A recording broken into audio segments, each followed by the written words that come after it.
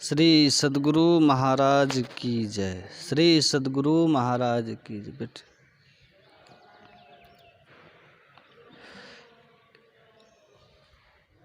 स्वभाव की थोड़ी चिंता करें। 4 दिन की चांदनी फिर अंधेरी रात है।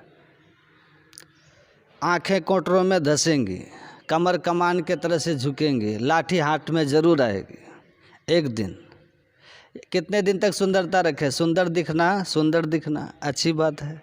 सुंदर दिखना भी एक बात हो सकती है, लेकिन एक स्वभाव अच्छा है हमारे पास, अच्छा स्वभाव हो, देव ये गुण हमारे पास रहने चाहिए। तो मैं बात कर रहा हूँ कुछ ऐसे जीवन प्रबंधन की।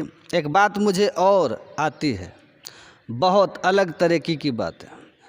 अपनी पूरी जानकारी करके ये एक दिन समझना कि बहुत लेने की चिंता में रहते हैं या कुछ देने की भी बात करते हैं। अच्छा, बहुत लेते हैं या ज़्यादा लेना चाहते हैं, और उस मात्रा में दिया भी है किन्हीं को। अच्छा, मैं कहना चाह रहा था कि जितनी मात्रा में मिला है क्या उतनी मात्रा में लौटाए क्या? मैं शायद ये कहना चाहता हूँ कि जितना लेते रहे, माता पिता से, परंपरा से, पूर्वजों से, परिजनों से, मित्रों से, समाज से, प्रकृति से, जितना कुछ हम लेते रहे, बहुत लिया है। तो जितनी मात्रा में हमने लिया है, जितनी मात्रा में, क्या कुछ अंशों में लौटाया है? कुछ अंशों में कुछ त्याग किया है? कुछ अंशों में लौटाया है क्या? और अगर नहीं लौटाया हमने, तो एक ऋण तो है हमारे पास एक ऋण है हमारे ऊपर। तो एक चिंतक ये भी करो कि एक तो यह है कि मुझे कितना मिला, कि कब मिला, क्यों न मिला, ये मिलना चाहिए था, इतना नहीं मिला और मिलना चाहिए था।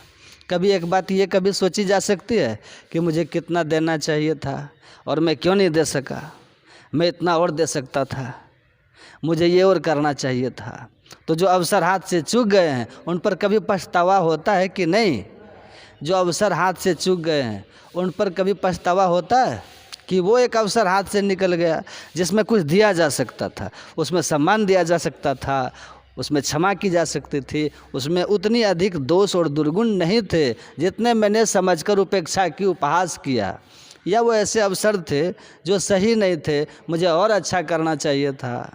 तो एक मैं निवेदन करना चाह रहा था कि ग्रहण त्याग के इस खेल में, लेन देन के इस खेल में, कितना लिया और कितना दिया, इस पर कभी तराजू लेकर बैठो। तो कितना लेना चाहिए? मैं सन्यासी हूँ, मैं तो अपनी बात करूँगा। आप गृहस्थ हैं, आप अपनी बात करें, मैं वही बता दूँगा। एक सन्यासी को कितना लेना चाहिए? शास्त्र में बताया। एक सन्यासी कितना ले? बताया है सन्यासी उतना ले जैसे मधुमक्खी फूलों से शहद लेती है। एक सन्यासी इतना ले। एक कोई सही व्यक्ति, सभ्य व्यक्ति, साधक कितना ले? कितना लेना चाहिए? जितना एक मधुमक्खी लेती है। वो जाती है फूलों के आसपास, वहाँ की कोमलता, वहाँ की आभा, मकरंद, उसका सौंदर्य कभी नहीं झूठा करती।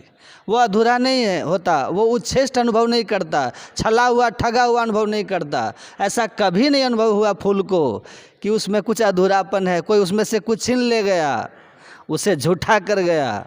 इतनी चिपके से, इतने हौले से और धीरे से आकर, और वो फूल के आसपास ही रहकर धीरे से फूल में से कुछ शहद ले जाती है, और फूलों को और फूलों के आसपास के अन्य फूलों को किसी को नहीं पता लगता कि वो कब कितना ले गई।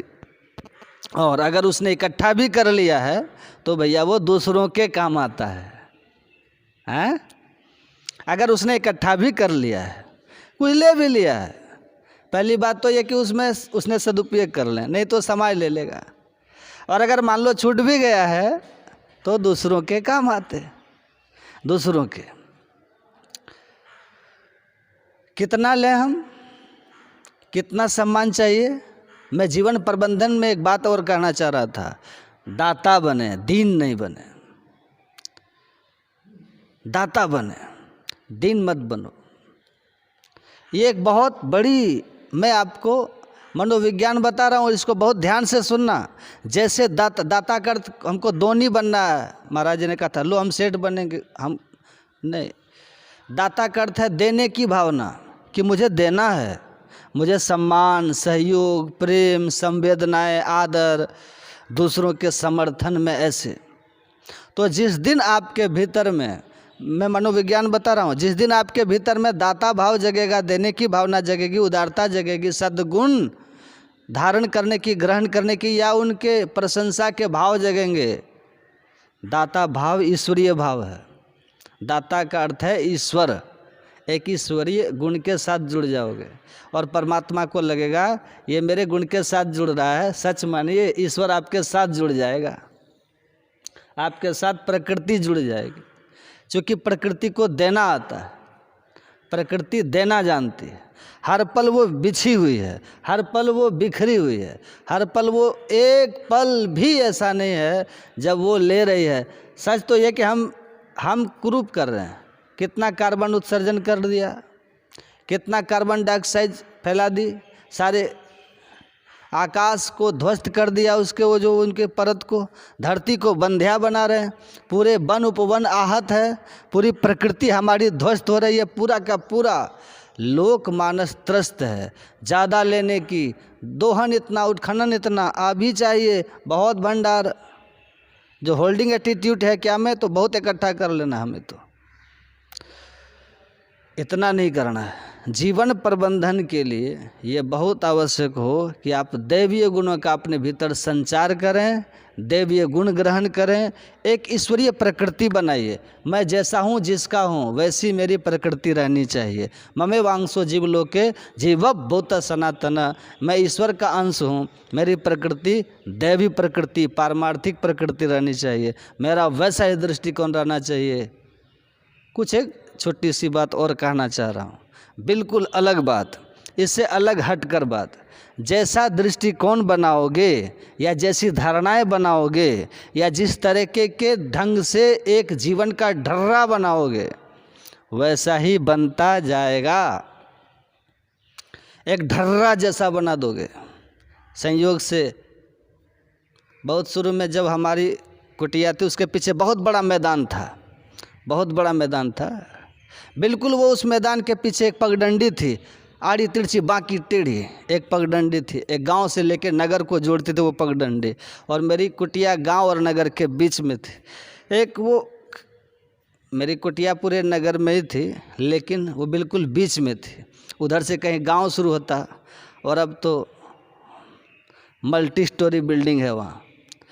सुनिए ध्यान से, मेरी कुटिया के ठीक, कुटिया का जो बिल्कुल पीछे का हिस्सा था, वो पीछे खुलता था एक बड़े मैदान, बहुत बड़े मैदान। एक दिन मैं उस मैदान में चलकर मैंने देखा, एक सच देखा उस मैदान में।